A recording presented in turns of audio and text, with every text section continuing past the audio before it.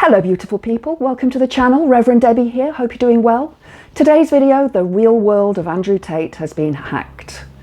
So his escape from the Matrix, he's now been caught as the Matrix. Just my opinion.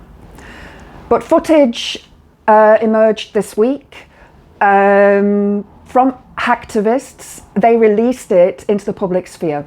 First of all, 800,000 users, subscribers, information was released, email addresses included. So I do feel sorry for you guys whose information has been hacked. The reason being is that you're innocent in all of this. You guys have been conned by the Tates into believing that their little scheme is going to somehow make you into Andrew Tate when it's really not going to. You're in a pyramid scheme, and I have spoken about this in other videos as well, so I'm not going to go into that here. So now their information is out there, and it just goes to show how flimsy the real world website is. Why didn't they have firewalls? Why didn't they have security? You know, I'm just little old me and know to have firewalls and security on my laptop and my you know, computer items. So, you know, I don't feel the slightest bit sorry though for the leaked footage of Andrew Tate and Justin giving a workshop to War Room members about how to groom your women, their women, your women that you're using for your OF website or whatever little perverse sort of setup you have. So Tate and Justin were teaching their acolytes how to groom their women, and it is grooming. It is not, you know, something that a woman would do naturally. It is the man manipulating the girl to do what they want them to do. And they choose younger girls, girls who are impressionable, girls who are perhaps naive, because they know that intelligent women aren't going to fall for it. He was spouting such drivel as you should isolate her from her friends and family, and that if she has a strong social network, she'll be influenced by them. Well, of course she will. Now, isolation is a typical narcissistic trick. Those of you who know me know that I started off this channel talking about narcissism and narcissistic people and tendencies and relationships because I had gone through that. And my aim was to, and still is, to educate people out there all about narcissism and how narcissistic men, of which Tate is definitely one, will go to these extremes to make sure that the people in their life are all controlled by them. That is their manipulation, it's coercive control, that is what they do. He also claims that women can't STFU, and you know, that apparently they tell all about the business and they only tell their side of the story. That was a stupid line that he said, because you have two people. One person has one story, one person has another story. That person who's telling the story is telling their story because they only know that side of it. And I think that this is probably one of the things that Tate is afraid of the most, is the stories that the girls have told on him and his behaviour. Don't forget, there are, I think it's 45 girls that have come out with accusations against him.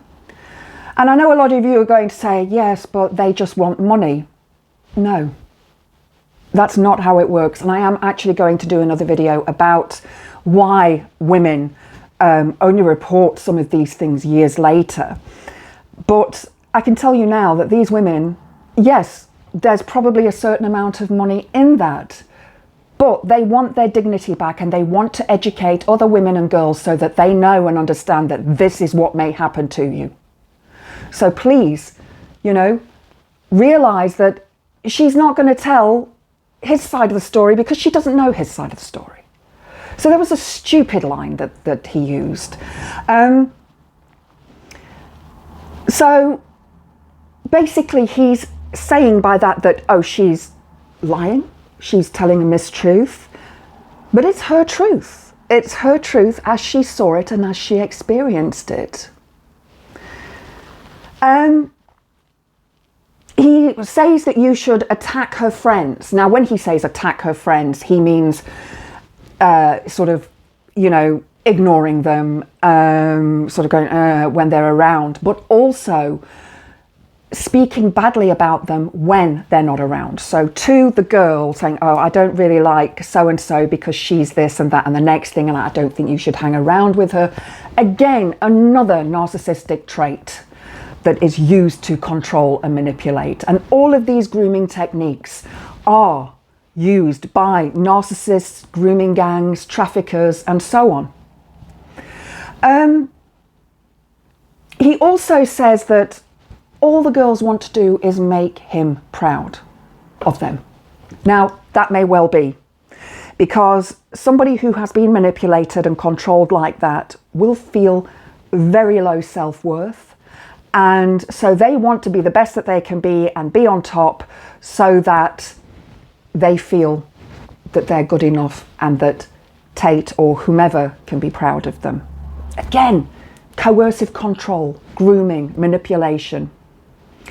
He also said in the video, and I'm going to link these videos below, and they're all from the Daily Dot, so you can go and have a look at that. And I will link some other newspaper articles as well in the description box below so you can have a read of them.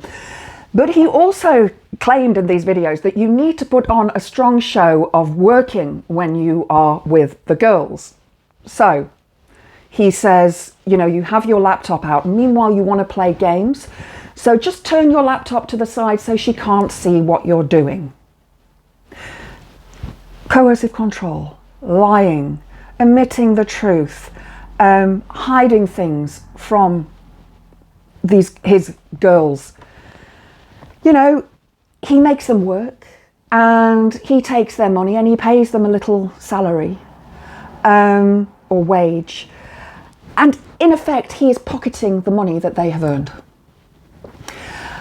He lies to them about taxes, saying that, oh, I've taken this money off because it needs to be, you know, taxed. But most of these girls are very impressionable, very young, very naive, and probably won't even understand how taxes work because it's not something that's taught in school. And if you do have your own business, you know, you do understand how taxes work.